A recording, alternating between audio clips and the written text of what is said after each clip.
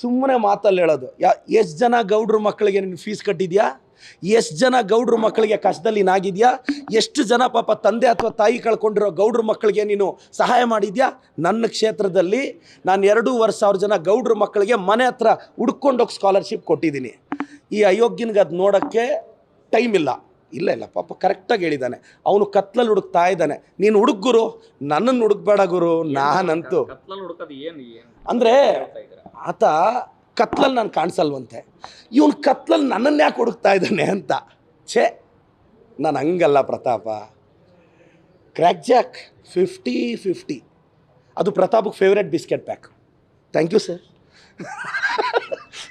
ಇನ್ನೊಂದು, ಯತೀಂದ್ರ ಸಿದ್ದರಾಮಯ್ಯ ಅವರ ಹೇಳಿಕೆ ಈಗ ರಾಜಕೀಯವಾಗಿ ಸಾಕಷ್ಟು ಚರ್ಚೆ ಆಗ್ತಾ ಇದೆ ಸರ್.